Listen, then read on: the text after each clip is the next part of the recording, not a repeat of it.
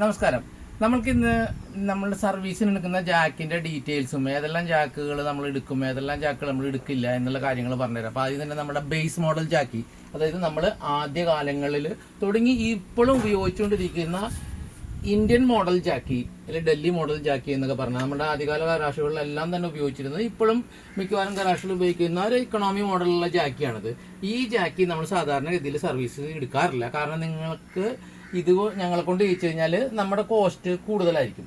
എങ്കിലും നമ്മുടെ ഏറ്റവും വർക്ക്ഷോപ്പിൽ ആരുടെടുത്തൊക്കെ ഈ ജാക്കി ഉണ്ട് അതെല്ലാം നമ്മൾ സർവീസ് ചെയ്യും. അതല്ലാതെ നമ്മുടെ വാറണ്ടി സർവീസ് ഉൾക്കൊള്ളാൻ താല്പര്യമുള്ളവർക്കും നമ്മൾ ഇത് ഏൽപ്പിക്കാവുന്നതാണ്. ഇതിന് കാര്യമായ കംപ്ലൈന്റും കാര്യങ്ങളും ഒന്നുമില്ല. റോക്കറ്റ് സയൻസാ അങ്ങനെ ഒന്നും ഇതിൻ്റെ അകത്ത് ഇല്ല.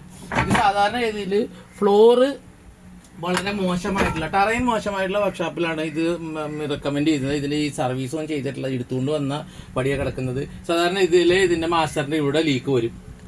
പിന്നെ നമുക്ക് ഇവിടെ വാൽവിന്റെ മുകളിൽ ഇവിടുത്തെ തേയ്മാനം, വർഷപ്പഴകുന്ന തേയ്മാനം കൊണ്ട് ഇവിടെ ലീക്ക് വരാം, അല്ലെങ്കിൽ ഇതിന്റെ അലൈൻമെന്റിന് വ്യത്യാസം വരാം. പിന്നെ വരുന്നത് പിസ്റ്റന്റെ ഭാഗത്താണ്.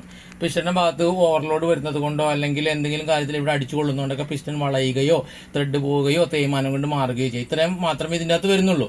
പിന്നെയുള്ളൊരു പ്രോബ്ലം എന്ന് വെച്ച് കഴിഞ്ഞാൽ ഇതിപ്പോൾ എനിക്ക് അഴിച്ച് കാണിക്കാൻ സാധിക്കില്ല. ഇതിൻ്റെ ഉള്ളൊരു ഫില്ലർ ക്യാപ്പ് ഉണ്ട്. നമ്മൾ സാധാരണ രീതിയിൽ ഫില്ലർ ക്യാപ്പ് ഫില്ല് ചെയ്യാനൊക്കെ ഉപയോഗിച്ചിട്ട് വീണ്ടും നമ്മളത് മര്യാദക്ക് ടൈറ്റ് ചെയ്ത് ചെയ്യുമ്പോൾ അതിനകത്ത് അഴുക്കൊക്കെ പോയിട്ട് ഇതിന്റെ ബോട്ടിലിന്റെ ഉള്ളിൽ പോയി വല്ല അഴുക്കൊക്കെ പോയി കഴിഞ്ഞാൽ അത് റെഡി ചാക്കിക്ക് ഏകദേശം തീരുമാനമാവും. കാരണം വെച്ചാൽ ഇതെല്ലാം വെൽഡഡ് ബോട്ടിലായതുകൊണ്ട് അത് കട്ട് ചെയ്തെടുത്ത് രണ്ടാമത് ക്ലീനിങ് നടക്കുള്ളൂ. അപ്പൊ അതിനും പൈസ കൂടുതലായിരിക്കും. ഇതിന്റെ നമ്മളുടെ നോർമൽ കേസിലുള്ള നമ്മുടെ എമൗണ്ട് ഈ ജാക്കി വേറെ പിസ്റ്റണായിട്ട് ബന്ധപ്പെട്ട് റീപ്ലേസ്മെന്റ് പാർട്സ് ഒന്നും ഇല്ലെങ്കിൽ നമ്മൾ 6 മാസ വാറണ്ടിയിൽ 2800 രൂപയോളം ഏകദേശം വരുന്ന രീതിയിലാണ് നമ്മളിത് ചെയ്തു കൊടുക്കുന്നത്.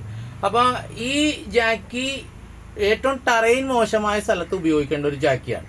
അതായത് നമുക്ക് തറയില്ല, അപ്പൊ ഇതായിരിക്കും കറക്റ്റ്. പക്ഷെ അത്രയും യൂസേഴ്സ് ഫ്രണ്ട്ലി അല്ല, പക്ഷെ വളരെ ചീപ്പായിട്ട് കിട്ടും. എനിക്ക് തോന്നുന്നത് ഇപ്പൊ കോയമ്പത്തൂർ റേറ്റ് ഏതാണ്ട് 8 രൂപ ആ ലെവലിലൊക്കെ ഇത് കിട്ടുന്നുണ്ടെന്നാണ് വിശ്വാസം. നമ്മളടുത്ത് എടുത്ത് കഴിഞ്ഞാൽ അതിനേക്കാൾ റേറ്റ് കൂടുതലായിരിക്കും. കാരണം നമ്മൾ നിങ്ങൾക്ക് അത്യാവശ്യം 6 മന്ത്സ് വാറണ്ടി തരുന്നതാണ്. പക്ഷെ ഇപ്പൊ മുമ്പ് ഡൽഹിയിൽ നിന്ന് വന്നതിന്റെ ക്വാളിറ്റിയിലല്ല ഇപ്പൊ ജാക്കുകൾ വരുന്നത്.